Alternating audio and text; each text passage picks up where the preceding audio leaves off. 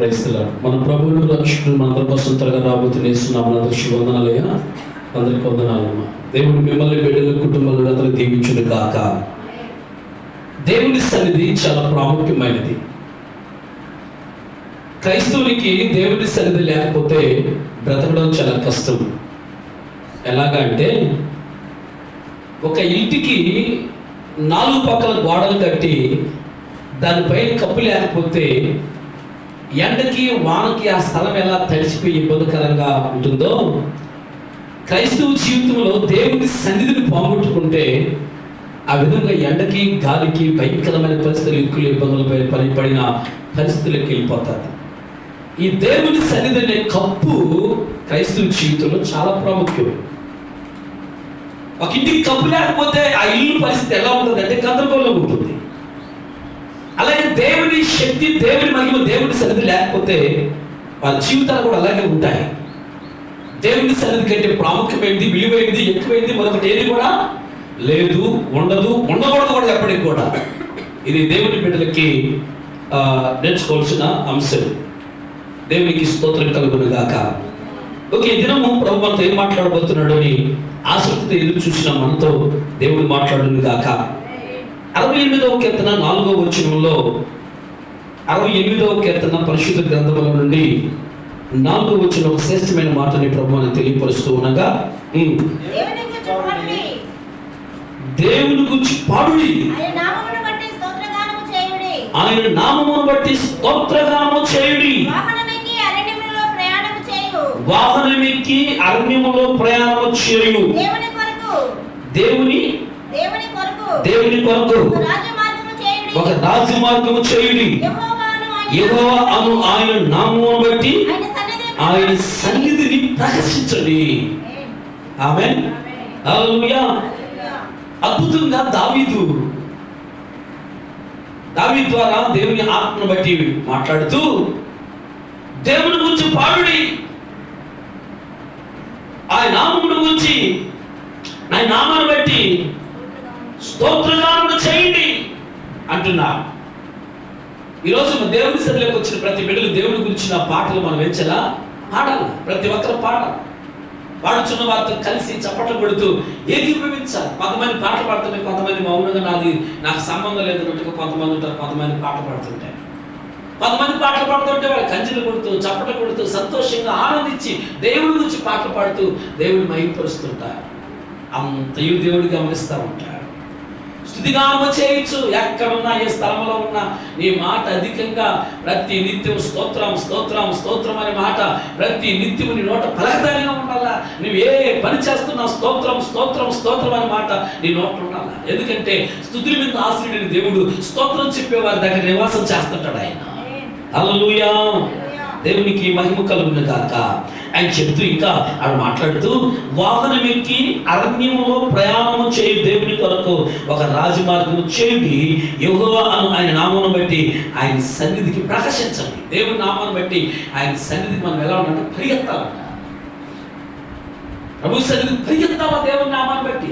ఎందుకంటే ఆయన నామంలో శక్తి ఉంది, ఆయన నామంలో బలం ఉంది, ఆయన నామంలో అభిషేకం ఉంది, ఆయన నామం ద్వారా దెయ్యాలు పారిపోతాయి, ఆయన నామంలో రోగాలు పారిపోతాయి, ఆయన నామంలో ప్రతి సమస్యలు పారిపోతాయి. ఎందుకంటే ఇదిగో పైన కానీ కింద కానీ ఆకాశం కింద కానీ భూమి ఎందు కానీ ఏ నామము కాదు కానీ అన్ని నామముల కల్లా పై నామం ఘనమైన నామం యేసుక్రీస్తు నామం. హల్లెలూయా, హల్లెలూయా. దేవుని నామంలో అన్ని నామముల కన్నా ఘనమైన నామం యేసు నామం. ఆ నామం పూజింపదగినది, ఆ నామము అన్ని నామముల కల్లా హెచ్చింపదగినది, ఆ నామము అంత ఘనమైన మహిమ కలిగిన నామం. ఆ నామం యేసు అని నామాన్ని తలిస్తే దెయ్యాలు గడగడలాంటి పారిపోతాయి. యేసు నామంలో నువ్వు ఉచ్చరించగానే దేవుని కార్యాలు నీ జీవితంలో జరుగుతాయి. దేవుని సన్నిధిలో అంతి శక్తితో ప్రకాశించాలంటే నువ్వు పరిగెత్తాలి దేవుని సన్నిధిలో. హల్లెలూయా. ఇక్కడ ఒక వాక్యాన్ని ఈరోజు మనం తీసుకోబోతున్నాం.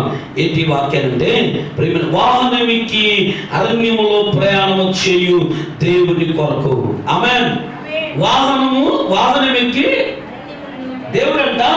చూడండి, వాహనమెక్కి దేవుని కొరకు ప్రయాణం, అరణ్యములో ప్రయాణం చేయే దేవుని కొరకు రాజమార్గం చేయండి అన్నాడు.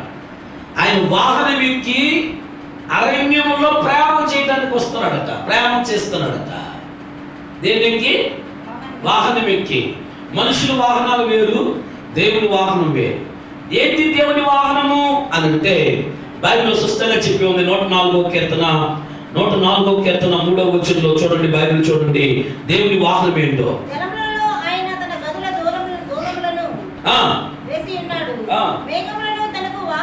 మేఘములను తనకు వాహనముగా చేసుకొని ఆమేన్. దేవునికి స్తోత్రం కలుగును గాక.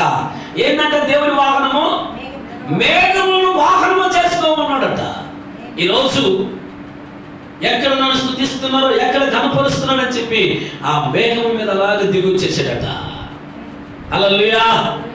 అయితే మనం చదివిన వాక్య భాగంలో ఆయన వాహనం ఎక్కి, ఆమేన్, మేఘం అనే వాహనం ఎక్కి అరణ్యములో ప్రయాణం చేస్తున్నాడట. అరణ్యంలో ఎందుకు ప్రయాణం చేయాలి? అరణ్యం అంటే ఏంటి? అరణ్యంలో ప్రయాణం ఎందుకు చేయాలి? అరణ్యం అనగా శ్రమలు, శోధనలు, బాధలు, ఇబ్బందులు, ఇరుకులు, కష్టాలు, సమస్యలు, వేదనలు. మరి ఇలాంటి దగ్గర ఆయన ఎందుకు ప్రయాణం చేస్తున్నాడు? ఎంతో మంది ఆయన తలంపుల ద్వారా పుట్టినవారు, ఆయన ఆలోచన ద్వారా పుట్టినవారు, దేవుడి ఏర్పాట్లో పుట్టినవారు. వీళ్ళని గుర్తుపెట్టుకోండి. ఎంతో మంది ఇలాంటి ఇరుకులు, ఇబ్బందులు, కష్టాల, బాధలు, సమస్యలు నలిగిపోతున్నారని వారిని విడివిట దేవునికి ఇష్టం లేక వారితో కూడా ఆ అరణ్యముల నుండి వారిని విడిపించడానికి వాహనం ఎక్కి అరణ్యంలో ప్రయాణం చేస్తున్నాడట. హల్లెలూయా. ఇంకా చెప్పాలంటే ఐగుప్తుల నుంచి తన ప్రజలకు ప్రయాణమై ఆయన వారు అరణ్యములో ప్రయాణం చేస్తున్నారు. వెళ్ళారా? రాజు మార్గమును చేయండి. ఆయన వాహనం ఎక్కి ప్రయాణం చేస్తున్నాడు. అరణ్యములో ఆయనకి ఏం చేయాలట? రాజు మార్గము చేయండి అంటున్నాడు. ఎవరు చేస్తారు ఆయనకి రాజమార్గం? ఎవరు చేయగలుగుతారు ఆయనకి రాజమార్గం? దేవునికి. ఎవరంటే వారు దేవునికి రాజమార్గం చేయలేరు. కానీ మామూలు మార్గాలు వేరు, రాజమార్గం వేరు, రాజు వీధులు వేరు. అప్పట్లో రాజు వీధులు చాలా పెద్ద వీధులుగా ఉన్నాయి. బైబిల్లో చెప్పిన కొన్ని అలాంటి రాజు వీధులు మూసివేయబడి ఉన్నాయట.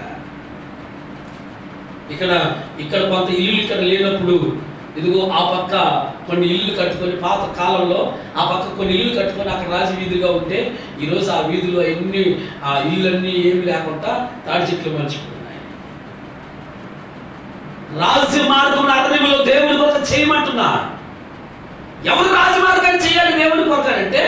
ఎవరు చేయగలుగుతారంటే రాజమార్గంలో నిలబడిన వారే దేవుని కొరకు రాజమార్గాన్ని చేయగలుగుతారు. చెప్పబడదామా? Praise the Lord. హల్లెలూయా.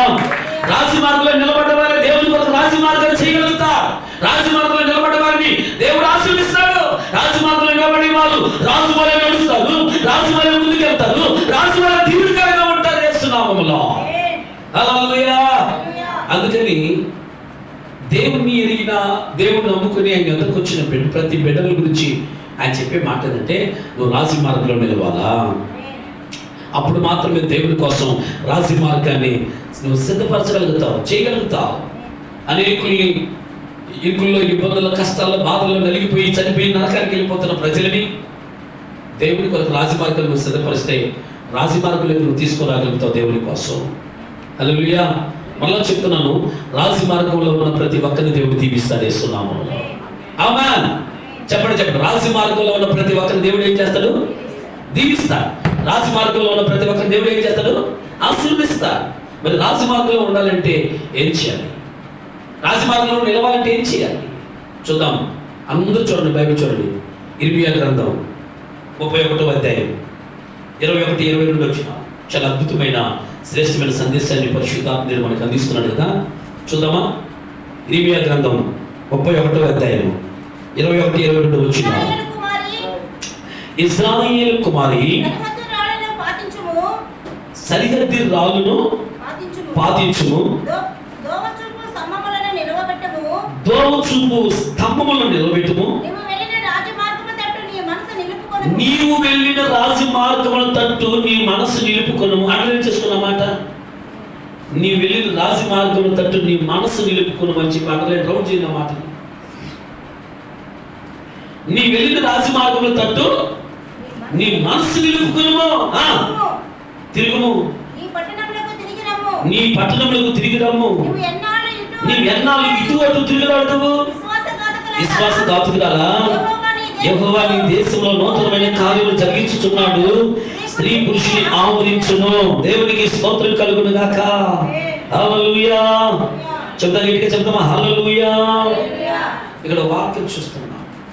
రాజు మార్గంలో ఎవరు నిలబడతారు? రాజు మార్గాన్ని ఎవరు చేయగలుగుతారు దేవుడి కొరకంటే? ఇది వాక్యం చెప్తుంది, నీవు వెళ్ళిన రాజు మార్గము తట్టు నీ మనసును ఏం చేయాలట? చెప్పండి, ఏం చేయాలట? నిలుపుకోవాలి. అది నువ్వు రాజు మార్గమైన దేవుని సన్నిధికి వచ్చావు కదా, నువ్వు దేవుని కొరకు రాజు మార్గాన్ని నువ్వు చేయాలంటే నువ్వేం చేయాలి తెలుసా? దేవుని సన్నిధిలో రాజు మార్గంలో నీ మనసును ఏం చేయాలి? రాజు మార్గంలో రాజు మార్గంలో నీ మనసు నిలబడా. దేవుని సన్నిధిలో బ్రతకడానికి, దేవుని సన్నిధిలో ఉండడానికి, దేవుని సన్నిధిలో జీవించడానికి నీ మనసు నిలబడిపోవాలి.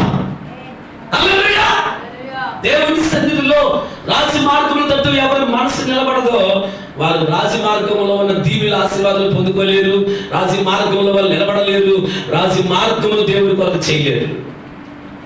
దేవుని సన్నిధికి వచ్చిన తర్వాత, రాజు మార్గంలో నిలబడ్డ తర్వాత వారు ఏం చేయాలో తెలుసా? అలా వారి మనసు నిలుపుకోవాలట. అయితే ఇక్కడ చెప్తున్నారు, తిరుగుము, నీ పట్టణములను తిరిగి రమ్ము.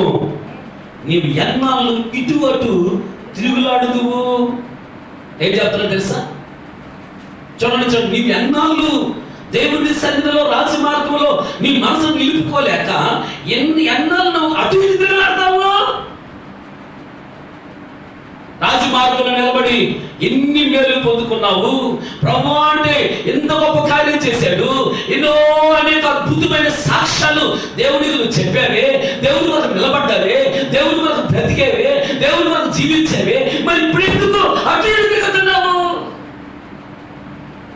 నువ్వు రాజు మార్గంలో నిలిచినట్లయితే నీవు రాజు మార్గంలో దీవెనలు పొందుతావు. రాజు మార్గం దేవుని కోసం చేయబడతావు. రాజు మార్గంలో ఉన్న ఆశీర్వాదాలు పొందగలుగుతావు. హల్లెలూయా. అయితే ఏం చేయాలి? నువ్వు రాజు మార్గంలో నిలబడి నీ మనసు నిలుపుకోవాలట. అటు ఇటు తిరగకూడదు.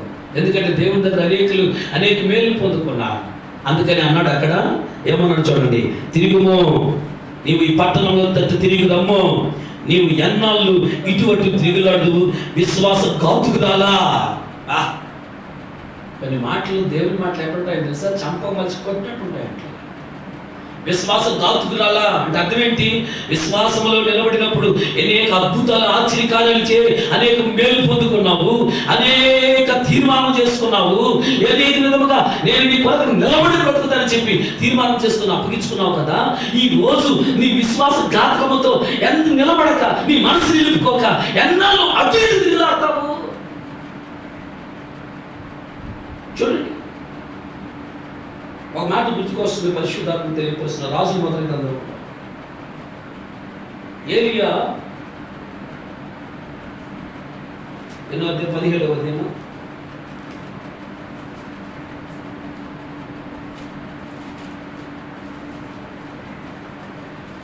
మీరు ఎన్నాళ్ళు, అక్కడ ఒక మాట ఉంటుంది, క్రైస్తవ హల్లెలూయా. ఎక్కడమ్మా? దేవునికి స్తోత్రం, స్తోత్రం, స్తోత్రం. ఓకే, చదవండి. 18వ అధ్యాయం 21వ వచనం. 18వ అధ్యాయం 21వ వచనం. ఏలియా జనులందరి దగ్గరకు వచ్చి, ఎన్నాళ్ళ మట్టుకు మీరు రెండు తలంపుల మధ్య ఎన్నాళ్ళు మట్టుకు మీరు రెండు తలంపుల మధ్య తడబడుచుందురు. యెహోవా దేవుడైతే ఆయన్నే అనుసరించుడి, బయలుదేవుడైతే వారిని అనుసరించుడని ప్రకటన చేయగా జనులు అతనికి ప్రత్యుత్తరముగా ఒక మాటను పలకపోయిరి. ఏలియా నిలబడి చెప్తున్నాడు, ఎన్నాళ్ళు మీరు అటు ఇటు తిరుగులాడుతురు. యెహోవాయే నిజమైన దేవుడు అయితే ఆయన తట్టే తిరిగి ఆయన తట్టే చూడండి. లేకపోతే బయలు విగ్రహాల దేవుడు అయితే ఆయన తట్టే ఉండండి. అటు ఇటు రెండు పడవల మధ్య ఎన్నాళ్ళు అటు ఇటు ఉంటారు అని అడుగుతున్నాడు అక్కడ. ఇక్కడ మనం చదివే వాక్య భాగంలో నువ్వు రాజమార్గంలోకి వచ్చి రాజమార్గంలో నీ మనసు నిలుపుకోక ఎన్నాళ్ళు అటు ఇటు తిరుగులాడతావు. దేవుని సన్నిధిలోకి వచ్చి దేవుని సన్నిధిలో నిలబడక ఎన్నాళ్ళు అటు ఇటు తిరుగులాడతావు. విశ్వాస ఘాతుకురాలా ఏమంటాడు అక్కడ? విశ్వాస ఘాతుకురాలా అని మాట్లాడుతూ 5వ మంది ఆశీర్వాదం ఇస్తున్నాడు. చూడండి అక్కడ. చదువు తల్లి, చదువునండి, చదువు. 31వ అధ్యాయము 21, 22 వచ్చిన చదువు. నీవు ఎన్నాళ్ళు ఇటువంటి తిరుగులాడదు విశ్వాసఘాతుకురాలా, యెహోవా నీ దేశంలో నూతనమైన కార్యమును జరిగించుచున్నాడు. చప్పట్లు కొట్టండి ఒకసారి విగ్రహంగా. స్తోత్రం కలుగును గాక. ఇశ్రాయేలు దేవుడును సైన్యములకు అధిపతిని యెహోవా ఇలాగ సెలవిస్తున్నాడు, చెరలో నుండి నేను వారిని తిరిగి రప్పించిన తరువాత జనులు నీతి క్షేత్రమా, ప్రతిష్ఠిత పర్వతమా, యెహోవా నిన్ను ఆశీర్వదించును గాక అన్న మాట ఇక్కడ వాడుకొందురు. అలసి ఉన్న వారి ఆశను తృప్తి పరచును. చప్పట్లు కొట్టగా. హల్లెలూయా. దేవునికి మహిమ ఘనత మహిమ ప్రభావం కలుగును గాక. హల్లెలూయా. విశ్వాసఘాతుకురాలా ఎన్నాళ్ళు అటు ఇటు తిరగలాడతావు. ఇదిగో అని చెబుతూ దేవుడు నీ సంఘంలో నూతనమైన కార్యం చేయబోతున్నాడా? నీ జీవితంలో నూతనమైన కార్యం జరిగించుతున్నాడు. హల్లెలూయా. నీ సంఘంలో నూతనమైన కార్యం దేవుడు చేస్తున్నాడు అంటున్నా. నువ్వు అటు ఇటు తిరగకుండా రాజమార్గంలో నీ మనసు నిలుపుకొని స్థిరంగా ఉన్నట్లయితే ఏది రాజమార్గం? దేవుని సన్నిధి. ఆమేన్. ఏది రాజమార్గం? నువ్వు ఎక్కడ పుట్టావో స్తోత్రం కలుగును గాక. అది దేవుని సన్నిధి రాజమార్గం. రాజమార్గంలో నీ మనసు నిలుపుకొని ఎన్ని బాధలు వచ్చినా, ఎన్ని పోరాటాలు వచ్చినా, ఎన్ని కష్టాలు వచ్చినా, ఎన్ని సమస్యలు వచ్చినా, ఎన్ని ఇరుకులు వచ్చినా, ఎన్ని గాలివానలు కొట్టినా నువ్వు రాజమార్గంలో నిలబడి నీ మనసు అలా నిలుపుకో ఉన్నట్లయితే ఆయన చెప్తున్న మాట ఏంటి తెలుసా? ఇదిగో నేను నీలో ఒక నూతనమైన కార్యం జరిగించుతున్నానా. హల్లెలూయా. ఒకవేళ అటు ఇటు ఇప్పుడు దాకా తిరుగుతున్నావా, తిరిగి రమ్ము, మనసు నిలుపుకో, నూతనమైన కార్యం చేయబోతున్నాను. ఎంత అద్భుతంగా దేవుడు మాట్లాడుతున్నాడు. మన బ్రతుకుల్లో దేవుడు తప్పితే నూతనమైన కార్యాన్ని ఎవరు చేయగలుగుతారు? ఎస్, అద్భుతమైన కార్యాలు మన జీవితాల్లో ఎవరు చేయగలుగుతారు? దేవుడే. నీ జీవితంలో ఏది కావాలన్నా అది అనుగ్రహించేది దేవుడే. నీకు ఊహించని గొప్ప నూతనమైన కార్యమును దేవుడి ద్వారా నువ్వు పొందుకోగలుగుతావు. దేవునికి స్తోత్రం కలుగును గాక. దేవునికి మహిమ కలుగును గాక. నూతనమైన కార్యము నేను జరిగించుచున్నానని చెప్పొచ్చు. ఏమని చెప్పాడు? ఇశ్రాయేలు దేవుడు సైన్యములకు అధిపతిని యెహోవా ఇలాగ సెలవిచ్చుచున్నాడు, చెరలో నుండి నేను వారిని తిరిగి రప్పించిన తర్వాత యూదా దేశంలోను దాని పట్టణంలోను ఇదిగో జిల్లా అంటున్నాడట, నీతి క్షేత్రమా, ప్రతిష్ఠిత పర్వతమా, యెహోవా నిన్ను ఆశీర్వదించును గాక అనే మాట అనుకుంటా ఏమంటారంట. ఆమె ఏమంటారు తెలుసా? చూడండి చూడండి, దేవుడు నీ జీవితంలో నూతన కార్యం జరిగిస్తున్నప్పుడు నువ్వు ఆయన సన్నిధిలో మనసు నిలుపుకున్నప్పుడు అనేక మంది యూదా పట్టణ ప్రజలందరూ అనేక అంటారట, ఆయన సన్నిధిలో నిన్ను స్థిరంగా నిన్నేమంటారు తెలుసా? యెహోవా నిన్ను ఆశీర్వదించును గాక, యెహోవా నిన్ను ఆశీర్వదించును గాక. నీతి క్షేత్రమా, ప్రతిష్ఠితమైన పర్వతమా, యెహోవా నిన్ను ఆశీర్వదించును గాక. నీతి క్షేత్రమా, ప్రతిష్ఠితమైన పర్వతమా, యెహోవా నిన్ను ఆశీర్వదించును గాక. చప్పట్లు కొడదాం. దేవునికి మహిమ కలుగును గాక. దేవుని ఆశీర్వదించును గాక.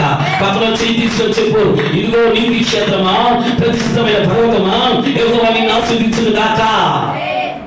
పలకుంట చేయి తీసుకుంటే లాభంలే, ఆ మాట పలకాల. ఏం చెప్పాను? దాని ముందు 2 మాటలు చెప్పాను. నీతి క్షేత్రమా, ప్రతిష్ఠిత పర్వతమా, ప్రతిష్ఠితమైన పర్వతమా, యెహోవా నిన్ను ఆశీర్వదించును గాక. పలకండి ఇప్పుడు మాట. పలుకు. నీతి క్షేత్రమా, ప్రతిష్ఠిత పర్వతమా, యెహోవా నిన్ను ఆశీర్వదించును గాక. హల్లెలూయా. ఈ నీతి క్షేత్రము, ప్రతిష్ఠితమైన పర్వతం ఏం చేసేది తెలుసా?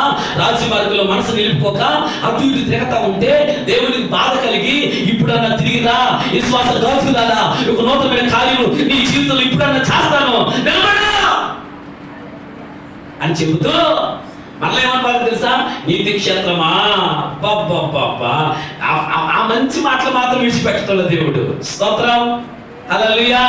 ప్రతిష్ఠిత పర్వతమా, నీలో ఒక ప్రతిష్ఠిత ఉంది, నీలో ఒక నీతి ఉంది, నీలో ఒక సమర్పణ ఉంది. ఆమేన్. అందుకనట దాన్ని చూసి జిల్లందరూ అంటారట, నీ వాళ్ళు బంధువులు పక్కన అందరూ అంటారట, యెహోవా నిన్ను ఆశీర్వదించును గాక. ఏ దేవుని ఎందుకు నువ్వు వెళ్తున్నావో, ఏ దేవుని నమ్ముకున్నావో, ఏ దేవుని స్తుతిస్తున్నావో ఆ దేవుని నిన్ను ఆశీర్వదించును గాక అని జనులు అనుకుంటా ఉండలేరట. ఆమేన్. దేవునికి మహిమ కలుగును గాక.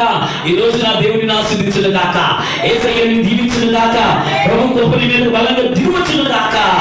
హల్లెలూయా, హల్లెలూయా. ఎన్నో ఇబ్బందుల జీవితంలో కలిగినా, ఎన్నో ఆటంకాలు నీ జీవితంలో వచ్చినా, ఎన్నో సమస్యలు నీ బ్రతుకులో ఉన్నా, నువ్వు దేవుని కొరకు రాజమార్గంలో నీ మనసు నిలబడుకొని, నీ మనసును నిలుపుకొని నువ్వు బ్రతకాలి. ఇది దేవుడు నాతో చెప్తున్న మాట అంతే. ఆమేనమ్మా. దేవునితో మాట్లాడాలి, నువ్వు దేవునితో జీవించాలి, దేవునితో బ్రతకాలా. దేవుడు నిన్ను ఆశీర్వదించడానికి మాట మాట్లాడుతున్నా, నీతి క్షేత్రం అని పిలుస్తున్నా, ప్రతిష్ఠిత పర్వతం అని పిలుస్తున్నా. జనులట యెహోవా నిన్ను ఆశీర్వదించుదురు అని అనుకుంటా ఉండలేరట ఇక నేను. ఆమేన్. ఎందుకో తెలుసా, వారు నీ ముఖం చూసినప్పుడు దేవుడు కనబడతా ఉన్నాడు, ఆయన మహిమ కనబడుతుంది, ఆయన నీతి కనబడుతుంది, ఆయన ప్రతిష్ఠ నీ కళలో కనబడుతుంది. కాబట్టి అందరూ దేవుడిని ఆశీర్వదించును గాక, దేవుడిని ఆశీర్వదించును గాక, దేవుడిని ఆశీర్వదించును గాక అని అనుకుంటా ఉండలేరట. దేవునికి దేవుని మహిమ కలుగును గాక, దేవునికి స్తోత్రము కలుగును గాక. హల్లెలూయా. Praise the Lord, praise the Lord, praise the Lord. ఈ విధముగా దేవుని ప్రజల్లో విధానం గమనించండి, రాజీ మార్గంలో మనం వెళ్ళడానికి దేవుడు చెప్తూ ఉన్నాడు. ఇదిగో దేవుని ప్రజలట, ఇదిగో దేవుని ప్రజలట ఈ ప్రయాణమై సాగుతున్నప్పుడు జరిగిన ఒక సంఘటన గురించి దేవుడు మనకు తెలియపరుస్తున్నాడు. ఆ సంఘటన ఏంటంటే, ఇశ్రాయేల్ ప్రజలు అరణ్యంలో ప్రయాణమయ్యి, ఇదిగో వారు ఎర్ర సముద్రాన్ని దాటి అరణ్యంలో ప్రయాణం చేస్తున్నారు. ఐగుప్తు నుంచి ప్రయాణమయ్యి ఎర్ర సముద్రాన్ని దాటి అరణ్యంలో ప్రయాణం చేస్తున్నాడు. దేవుడు ఏమన్నాడు, వాహనం ఎక్కి అరణ్యంలో ప్రయాణం చేసే దేవుడు అని మనం చదివాము. ఆమేన్. వాహనం ఎక్కి ఎక్కడ ప్రయాణం చేస్తున్నాడంట? పగల మేఘ స్తంభముగాను, చెప్పాలి కదా, రాత్రి అగ్ని స్తంభముగాను, స్తోత్రం కలుగును గాక. పగలు మేఘ స్తంభముగాను, రాత్రి అగ్ని స్తంభముగా ఆయన ఏం చేస్తాడో తెలుసా? అరణ్యంలో ప్రజలు వెళుతుంటే పగలు మేఘ స్తంభంగా ఉన్నాడు, ఎండ దెబ్బ తగలకుండా.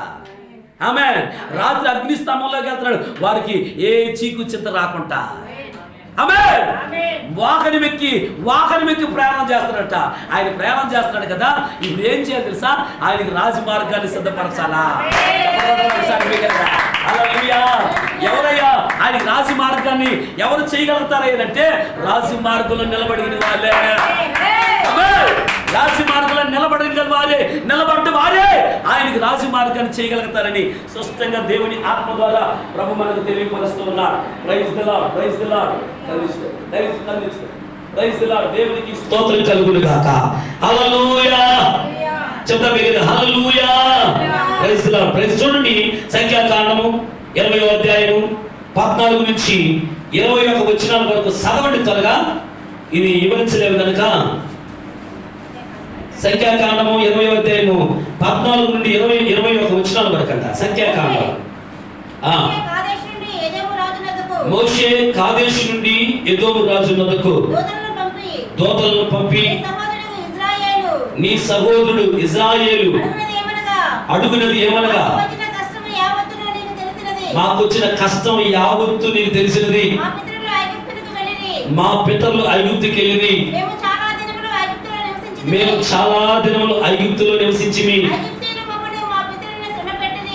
ఐగుప్తులు మమ్మను మా పితరులను హింసపెట్టింది. చదువు తల్లి, చదువుతాగా అయిపోయిందమ్మా. మేము యెహోవాకు మొరపెట్టగా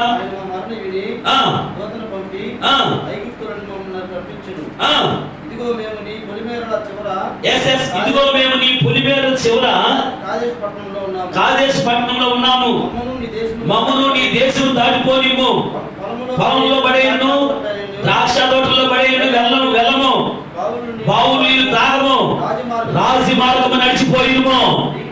నీ పొలిమేరలను దాటి వరకు కుడివైపుకైను ఎడమవైపుకైను తిరగకుండా పోయినమని చెప్పించును.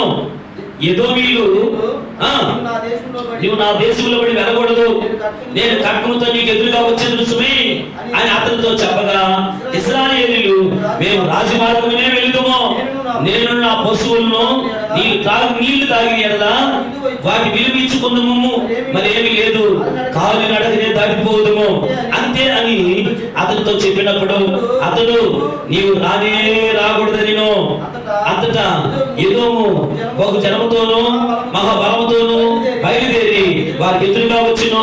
ఎదోము ఇశ్రాయేలీయులు తన పులిమేరలో పడి దాటిపోయినప్పుడు సెలవీయలేదు కనుక ఇశ్రాయేలీయులు అతని యొద్ద నుండి తొలగిపోయి చూడండి ఇక్కడ ఒక సంఘటన జరుగుతుంది. ఇశ్రాయేలీయులు ఐగుప్తులో కొన్ని సంవత్సరాలు నివాసం చేశారు. ఎన్ని సంవత్సరాలు తల్లి? ఇశ్రాయేల్ అంటే ఎవరు కొడుకు? ఇశ్రాయేల్ అంటే ఎవరు కొడుకుమా? ప్రైజ్ లా, దేవునికి స్తోత్రం కలుగును గాక. ఏది కొత్తగా ఇప్పుడే వచ్చినట్టుగా ఉందే? ఇశ్రాయేల్ అంటే వాళ్ళకి పేరు ఏం పేరు? యాకోబు. ప్రైజ్ లా, నీ పేరుకి ఇశ్రాయేలే కానీ యాకోబు అనబడదు అని అన్నాడు కదా. ఎక్కువ దేవుడికి ప్రార్థన చేస్తుంటే రాత్రి అంతా ప్రార్థన చేసినప్పుడు మరి ఆ ఇశ్రాయేల్ని ఆశీర్వదించాడు కదా. ఆ ఇశ్రాయేల్ జనం ఇదిగో ఎక్కడికి వెళ్ళారు? బానిసత్వ బ్రతుకులకి ఐగుప్తులోకి వెళ్ళారు. ఆమేన్. ఐగుప్తులోకి వెళ్ళిపోయిన తర్వాత వాళ్ళు ఎన్ని సంవత్సరాలు ఐగుప్తులో నివాసం చేశారు? ఎన్ని సంవత్సరాల తర్వాత బయలుదేరి వచ్చారు? 400 సంవత్సరాల తర్వాత ఐగుప్తు నుంచి వాళ్ళు బయలుదేరారు. అవునా? 400 సంవత్సరాల తర్వాత ఐగుప్తు నుంచి బయలుదేరారు. వాళ్ళు 10 తెగుళ్ళు రప్పించారు తర్వాత బయలుదేరి ఎర్ర సముద్రం దాటి అరణ్యమును వెళ్తూ ఉంటే ఇప్పుడు వాళ్ళు వెళ్తున్న ఆ మార్గంలో ఎదోము దేశము వచ్చింది. ఏ దేశము? ఎదోము దేశం వచ్చింది. ఆ ఎదోము దేశము రాజు ఆడ పరిపాలన చేస్తున్నాడు. ఎదోము అనగట్టు అర్థం ఏంటి? ఎర్రని. ఎదోము అంటే అర్థం ఏంటి? ఎర్రని. ఎవరి పేరు ఎదోము అంటే అసలు? అయ్యో, ఎదోము అంటే ఎవరి పేరుమా? చదవండి ఆదికాండం 25:30 వచ్చును. మీకు చూపించడానికి చెప్తున్నా వచ్చును. ఎదోము అంటే ఎవరి పేరు?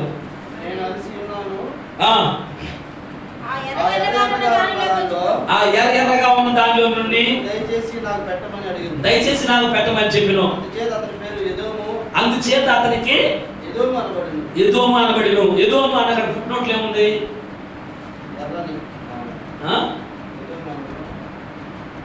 ఎర్రని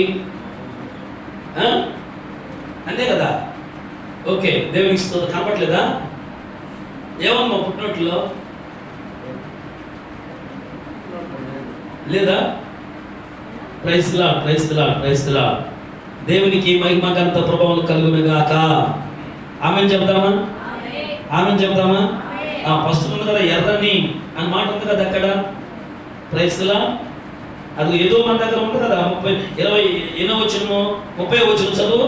నేను అలసి ఉన్నాను, ఆ ఎర్రగా ఉన్న దానిలో కొంచెం దయచేసి నాకు పెట్టమని అడిగాను. అందుచేత అతని పేరు ఎదోము అనబడిను. ఎదోము అన్న అక్కడ పైన ఒక గీత ఉందా? ఉందా లేదా? బైబిల్ లేదు, మీకు లేదా? ఉన్నా తల్లి చెప్పండి. పైన గీత ఉందంటే అర్థం ఏంటి? కింద ఫుట్ నోట్లో దానికి అర్థం ఇస్తుంటాడు అన్నమాట. బైబిల్లో పైన ఆ పేరుకి అర్థం ఇస్తుంటాడు. ఎదోము అన్న అక్కడ పైన ఒకటి అన్నాడు అనుకో, ఇంకో దగ్గరకు వచ్చేటప్పుడు అది 1, ఇంకో దగ్గరకు వచ్చి 2 అని ఇస్తుంటాడు. అంటే 1ది 2ది కింద రాసుంటాడు. 4 ఇచ్చిన చూడు, అట్లా ఒకటి రాసి ఉంటాడు. ఎదోము అన్న కాడ ఒకటి రాసినాడు కదా, ఎర్రని. ఎదోము అన్న కాడ ఒక గ్యాప్ ఇచ్చినాడు ఒకటని. ఆ ఒకటి కాడి కింద పోయి ఒకటి కాడి చూసుకుంటే ఏమంటుంటుందంటే ఎర్రని అని రాస్తున్నది అక్కడ. బిడ్డలు గమనించండి. అంటే ఎదోము అంటే ఎవరు అక్కడ? అంటే ఏసేవు. ఆమేన్. ఎదోము అంటే ఎవరు? 26వ తరగతికి ఏసేవు అంటే ఎదోము అని రాయబడి ఉంటారు. చూడండి బిడ్డలు గమనించండి. ఇప్పుడు ఎదోము దేశంలో నుంచి దేశంలో పోవాలని ఎవరు అడుగుతున్నారు ఇప్పుడు అక్కడ? ఏ ప్రజలు పోవాలని ఎదోము దేశంలో నుంచి? ఇశ్రాయేలీయులు. అమ్మ తలపైకి ఎత్తండి. వాక్యం రాసేసుకొని ఇక్కడ బైబిల్ మూసి నసే చూడండి. ఇంకా మీరు చెప్పకపోతే ఎట్లా? ఎవరికి చెప్తున్నాను నేను? చూడండి నసే చూడండి. ఎదోము అంటే ఏంటి? ఎర్రని. ఎందుకు ఆ పేరు పెట్టాడు అని అంటే చిక్కుడుకాయల కొరకు ఆశపడి ఎర్రంగా ఉందని చెప్పి జ్యేష్ఠత్వాన్ని అమ్మేసుకుంటాడు. అందుకని ఏశావు పేరు ఎదోము అని అంటారు. ఎదోము అంటే అర్థం ఏంటి? ఎర్రని అని అర్థం. ఓకేనా? ఇప్పుడు ఇశ్రాయేలు ఐగుప్తు నుంచి 400 సంవత్సరాలు బానిసత్వంలో ఉండి వారు విడిపించబడిన తర్వాత, దేవుని దూత వచ్చి విడిపించబడిన తర్వాత వారు ప్రయాణమై వెళ్తున్నప్పుడు వారి ప్రయాణం వాళ్ళకి అడ్డం వచ్చిన దేశం ఏంది? ఎదోము దేశం. ఎదోము దేశం అడ్డం వచ్చింది. అంటే ఇశ్రాయేలీలు ఐగుప్తు నుంచి బయలుదేరారు. ఎదోమీలు ఎక్కడున్నారు? ఇదిగో ఈ అరణ్యం వెళ్ళిన తర్వాత ఆ దేశం ఎదోము అనే దేశంలో ఉన్నారు. ఎదోము అంటే ఎవరి పేరు? ఏశావు. ఇప్పుడు ఇశ్రాయేలుకి ఏశావు ఏం కావాలా? ఇజ్రాయేల్ అంటే మీకు కన్ఫ్యూజ్. యాకోబుకి ఏశావు అన్న కావాలి. ఏం కావాలా? ఇస్సాకు ఏం కావాలా? రిబ్కాకి ఏం కావాలా? ఇస్సాకు భార్య ఎవరు? రిబ్కా. ఇస్సాకు రిబ్కాకి ప్రేమించి రిబ్కా కడుపులో ఒకేసారి కవల పిల్లలు పుడతారు. మొదటి వాడు ఎర్రని వాడు, రోమలు కలిగిన వాడు ఇస్సాకు బయటకు వస్తే, రెండో వాడు తన మడిని పట్టుకొని యాకోబు బయటకు వస్తాడు.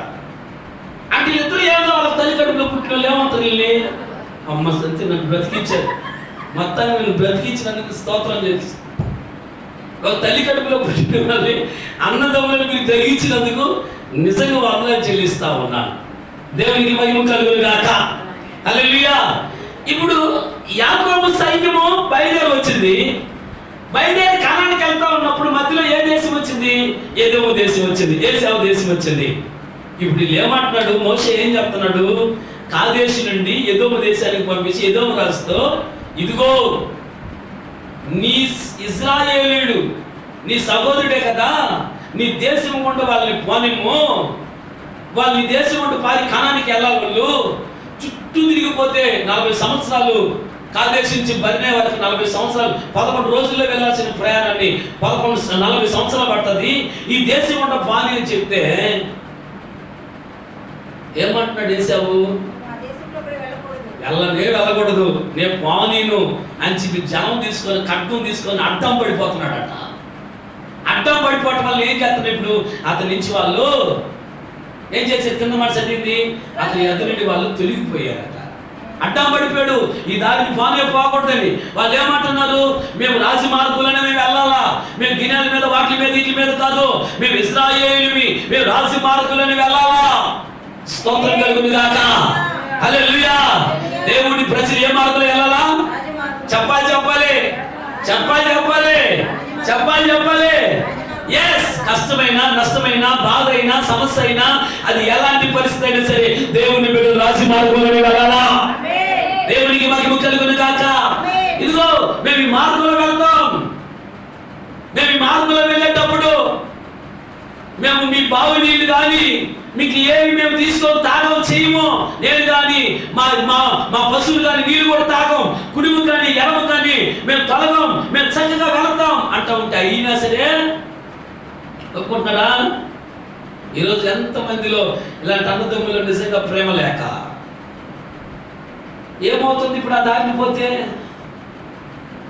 వాళ్ళు అంటున్నారు అప్పటికి, మేము ఇంకా బళ్ళు వేసుకొని వాట్లు వేసుకొని దారిని ఏమో పాడు చేస్తాం అనుకుంటున్నామేమో, మేము కాలినడకనే పోతాం చెప్తున్నాడా?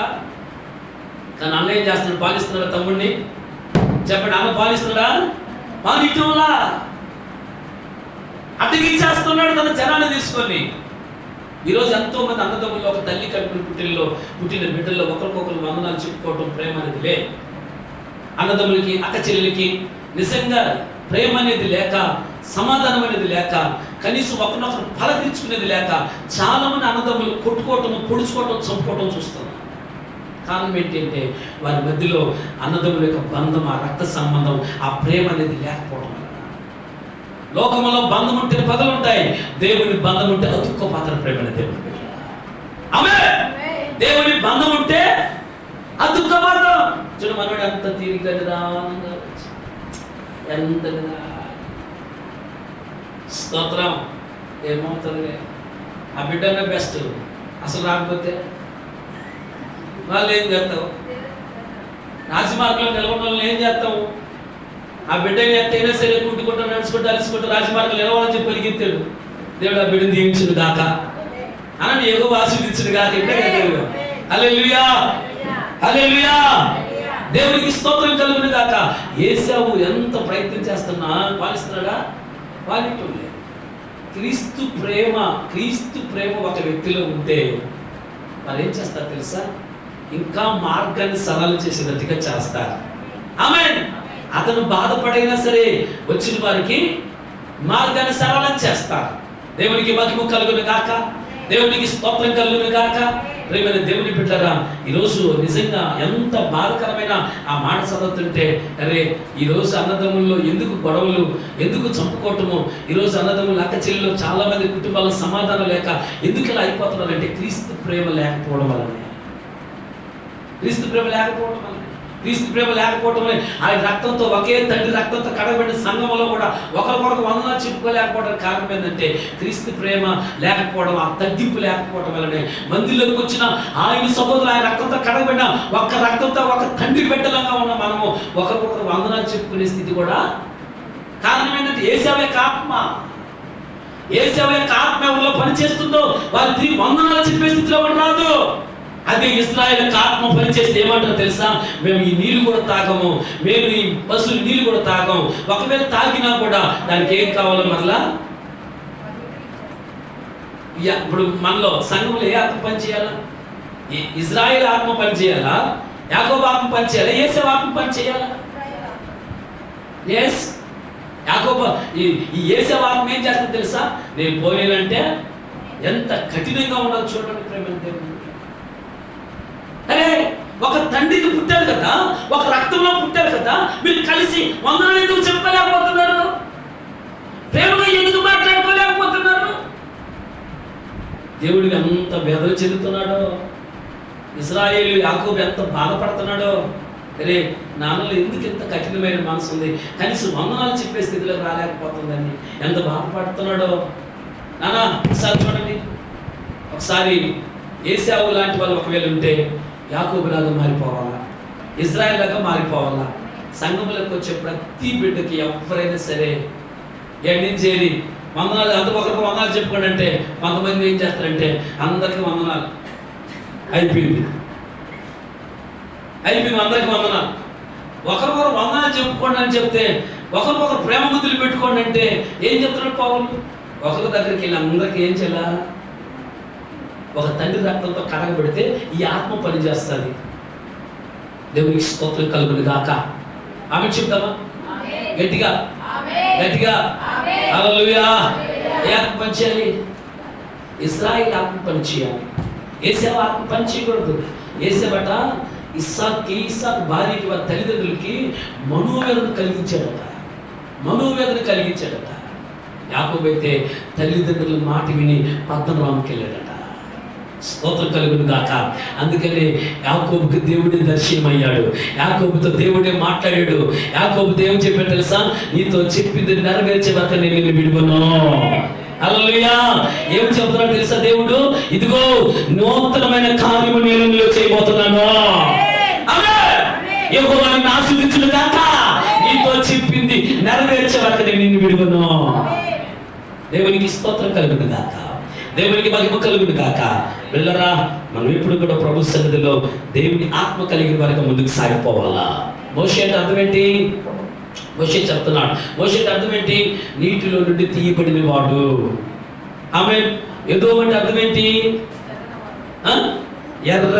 ఎర్రని. లోకములో ఎరుపు వేరు, దేవుల్లో ఎరుపు వేరు. లోకంలో ఎరుపు ఉంటే డేంజర్ అని గుర్తు, దేవుల్లో ఎరుపు ఉంటే రక్షణకు గుర్తు. ఒక వేశ్య రాహాబు ఉంది. ఇదిగో దూతలని కణానికి చూసినామని చెప్పి ఇదిగో నాయకుడిని పంపిస్తే ఆ దూతలు వెళితే ఈ వేశ్య ఏం చేసి తెలుసా? ఆ ఇంటికి వచ్చుతూ పోతున్న వారు ఇజ్రాయెల్ దేవుడి గురించి తెలియపరిచినప్పుడు విశ్వాసము కలిగి ఈ దేశాన్ని ఇజ్రాయెల్ స్వాధీనపరచుకోబోతున్నారని విశ్వసించి ఆ రాహాబు అనే వేశ్య వేగుల వారిని ఏం చేసుకుందట? చేర్చుకుందట. ఆ దేశంలో ఉంది. ఆ దేశంలో వాళ్ళు వచ్చి ఇదిగో ఏగులు వాళ్ళకి వచ్చారు, చూసామంటే వచ్చారు కానీ ఇదిగో ఇంట వెళ్ళిపోయారట ఉంది. కానీ ఆమె ఏం చేసింది తెలుసా? ఆ ఇంట్లో దాచిపెట్టుంది. నువ్వు మాకు మేలు చేసావు కనుక మేము ఈ దేశాన్ని స్వతంత్రించుకోబోతున్నాం కనుక మేము వచ్చినప్పుడు నీ ఇల్లు మాకు గుర్తు పెట్టుకోవడానికి నీ ఇంటి కిటికీకి ఎర్రని దారం కట్టి పెట్టు. ఆమెనందమ్మా, ఆమెనందమ్మా. ఏ దారం కట్టి పెట్టాలా? ఎర్రని దారం కట్టి పెట్టు. ఎరుపు దేనికి సాదృశ్యం? ఎర్రని దారం అంటే రక్షణకు సాదృశ్యంగా ఉంది, బాప్తిసానికి సాదృశ్యంగా ఉంది. ఏ బిడ్డ బాప్తిసం మారు మనసు పొంది బాప్తిసం తీసుకుంటారో ఆ ఇల్లు రక్షించబడుతుంది, ఆ ఇల్లు కాపాడబడుతుంది, ఆ ఇల్లు నాశనం కాదు, ఆ ఇల్లు దీవించబడుతుంది. ఎందుకంటే ఆ ఇంటికి ఎర్రని దారం కట్టున్నది కనుక, యేసు రక్తము ఆ ఇంటికి పూయబడును కనుక. దేవునికి మహిమ కలుగును గాక. ఎవరు పంపించాడట మోషే? ఎదోము దేశం నుంచి చెప్పేసి రావడానికి ఎవరు పంపించాడట? ఇప్పుడే చదివామా? దూతలను పంపించాడు. ఎవరు పంపించాడయా? దాన్ని ఎవరినే? దూతలను పంపించాడట. దూతలు అంటే అర్థమేంటంటే పరిచారకులు. దూతలు అంటే అర్థమేనమా? పరిచారకులు. నేను ముగిస్తాను, టైం అయిపోయింది కనుక. దూతలు అంటే పరిచారకులు. పరిచారకులు పరిచారకులు అంటే ఏంటి తెలుసా? సమూయేలు మొదటి గ్రంథము 11వ అధ్యాయం 9వ వచనం. అయిపోయి ముగిచేశారు. చూడండి, సమూయేలు మొదటి గ్రంథము 11వ అధ్యాయం 9వ వచనం. అప్పుడు రేపు మధ్యాహ్నంలోగా మొదటి సమూయేలు గ్రంథమేనమ్మా మాతేనా? చదువుతుంది 11:9. రేపు మధ్యాహ్నంలోగా మీకు రక్షణ కలుగునని కాదేశ్ గిల్గాదు వారితో చెప్పునని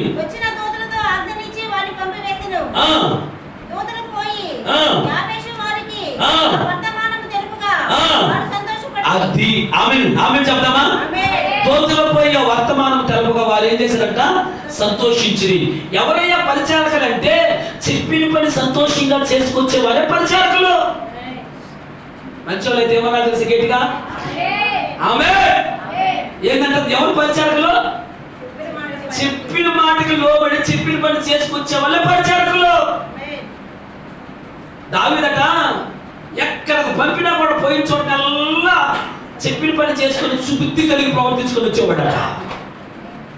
చెప్పిన మాటకి లోబడి చెప్పిన మాట ఆ పని చేసుకుని సంతోషంగా, బాధతో కాదు, కష్టంతో కాదు.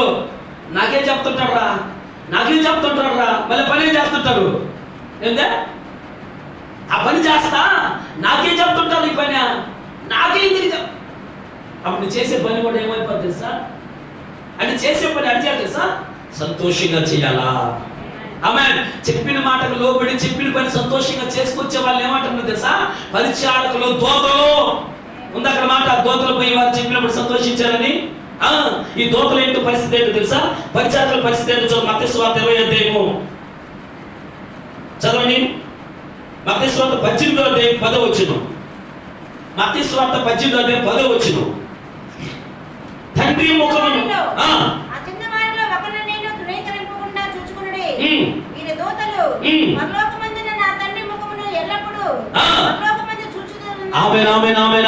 చెప్తామా? హల్లెలూయా.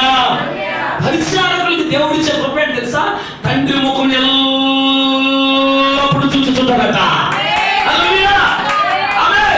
పరిచారకులకి భూమి మీద దేవుని పని చేస్తూ పరిచయం చేస్తూ కష్టమైనా నష్టమైనా బాధైనా ఇబ్బందైనా ఇరుకైనా మందిరాలు కడుక్కుంటూ పట్టలు వేసుకుంటూ కుర్చీలు వేసుకుంటూ మైక్ సిస్టమ్ పెట్టుకుంటూ ఇదిగో ఏ పని ఉన్నా సేవకులకి పరిచయం చేస్తూ ఇదిగో అనేక విధాలుగా ఏ పరిచయం ఉన్నా ఆ పని సంతోషంగా చేస్తున్న పరిచారకులకి దేవుడిచ్చిన కృప ఏంటి తెలుసా? తండ్రి ముఖం ఎల్లప్పుడూ చూచుచుంటారట. హల్లెలూయా. ఎవరికి ఇచ్చాడు కృప? ఎస్, పరిచారకులకి ఇచ్చాడు. అయితే ఆ పరిచర్య ఈ రోజు నువ్వు చేస్తున్నావా చేయలేదా? అయితే తండ్రి ముఖం ఎల్లప్పుడూ చూసే కృప నీకు కావాలంటే నువ్వు భూమి ఏం చేయాలట? ఎల్లప్పుడూ పరిచర్య చేయాలా? ఏం పరిచర్య? నాయకుడు సేవకుడు ఏ పని నీకు చెప్తున్నాడో ఆ పనల్లా సంతోషంగా చేసే పని. చేయకపోతే తలపైకి చూడండి తల్లి, తండ్రి ముఖం ఎల్లప్పుడూ చూసే కృపను బాగుంటుకుంటామంట. అది ఎవరికి ఇచ్చాడు? పరిచారకులకి ఇచ్చాడు. పరిచారకులు అంటే అర్థమైంది? లోబడి చెప్పిన మాటల్లా సంతోషంగా చేసుకొచ్చే వాళ్ళనే ఏమన్నారు? ఇప్పుడు మనం ఏ స్థానంలో ఉండాలా? చెప్పండి, పరిచారకులుగా ఉండాలా ఉండకూడదా? ఉంటే కృప ఎక్కడికి వస్తుందో చూడండి. ఇంకొక మాట మీ వరకు ఇంకో మాట చూపిస్తాను. కొరింథీయులకు రాసిన 2వ పత్రిక 8వ అధ్యాయం 23వ వచనం. తీతు ఎవరైనా అడిగిన ఎడల అతడు నా పాలిన వాడును, మీ విషయంలో నా జత పనివాడునై ఉన్నాడనియు సహోదరులు ఎవరని అడిగిన ఎడల వారు సంఘములో దూతలను సంఘములో దూతలు ఎవరై ఉన్నారంట? అరే చెప్పండి, సంఘములో దూతలు ఏమై ఉన్నారంటే క్రీస్తు మహిమనై ఉన్నారు. సంఘములో దూతలు ఏమై ఉన్నారంట? వాళ్ళు ఎవరు? ఆ పరిచయం చేసే వాళ్ళు ఎవరు? ఆ దూతలు ఎవరు అంటారంట? ఇదిగో ఆ వాక్యం సెలవిస్తుంది, వారు క్రీస్తు మహిమనై ఉన్నారు. గొడ్డలు గట్టిగా చప్పట్లా. బైబిల్ పెట్టుకునే వాళ్ళు ఎవరయ్యా? వాళ్ళు పట్లేసే వాళ్ళు ఎవరయ్యా? చిమ్మ వాళ్ళు ఎవరయ్యా?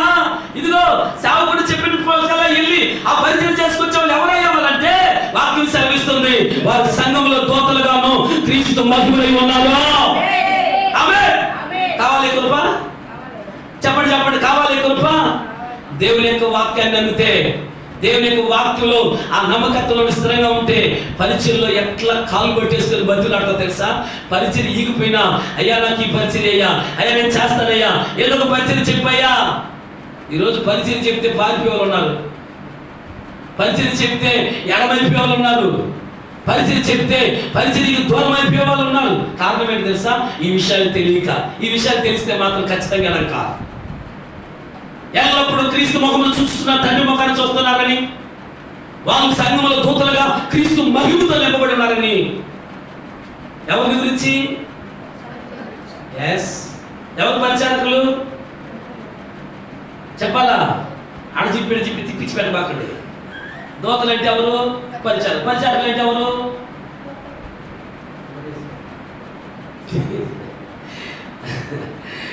మాటికి లోబడి చెప్పిన మాటల్లో సంతోషంగా పని చేసుకొచ్చే వాళ్ళనే పరిచారకులు అంటున్నారు.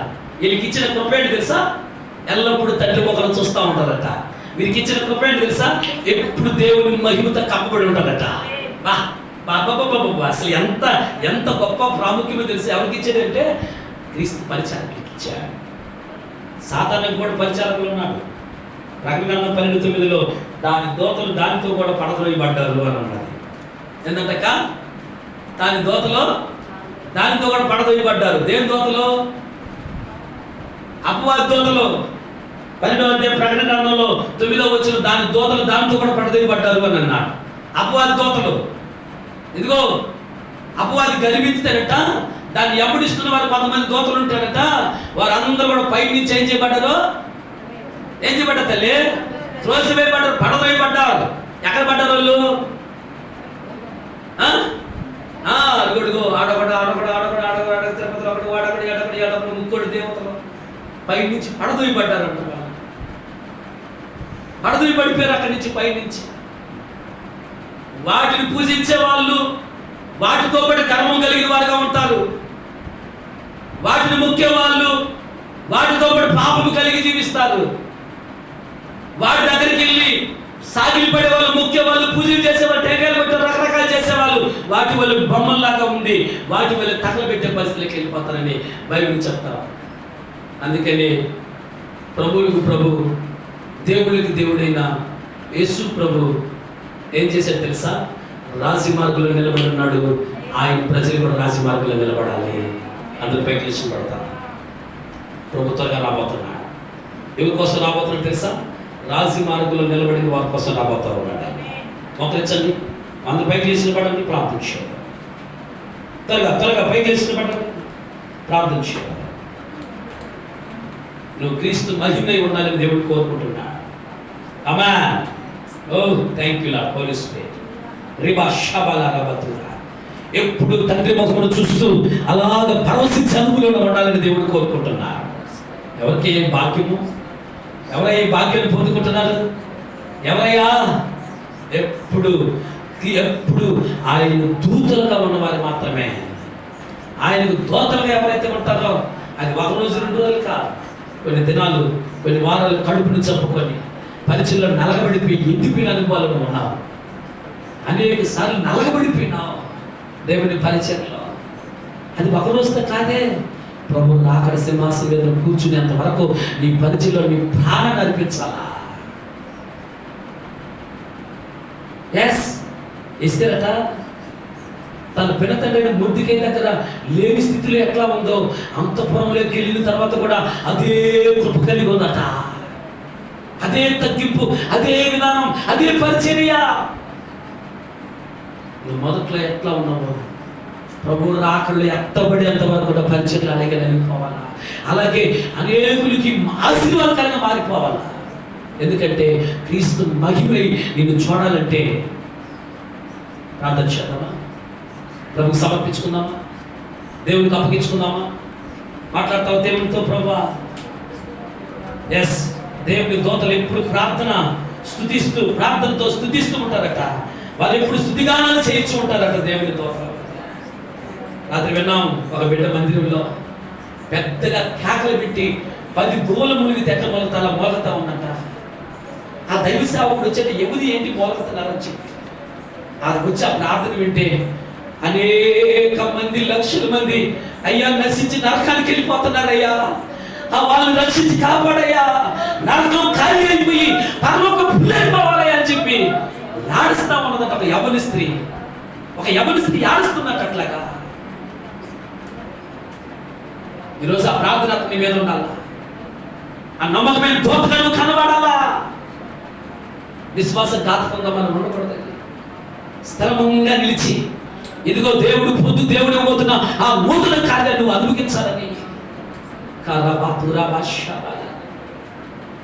ఎప్పుడు కూడా దేవునితో ప్రార్థనలో ప్రార్థన చేయి. ప్రభా, ప్రార్థనలో నా జీవితం నమ్మకమైన దోత కార్యాలు ఉండాలి. రాసి మార్గంలో నా మనసు నిలుపుకోవాలి. ప్రార్థన వలనే పైనము, ప్రార్థనే ప్రాకారము, ప్రార్థనే ప్రాధాన్యము, ప్రార్థన లేనిది పరాజయం. ప్రార్థన వలనే పైనము, ప్రార్థనే ప్రాకారము, ప్రార్థనే ప్రాధాన్యము, ప్రార్థన లేనిది పరాజయం. ప్రభువా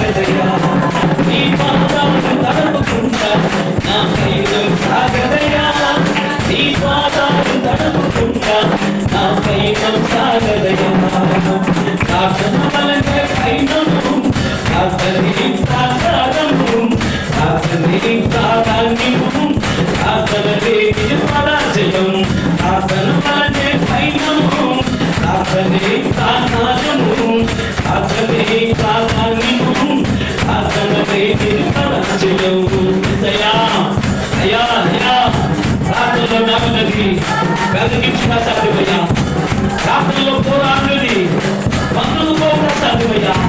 ప్రార్థనలో పాదులాడినది సాధ్యము.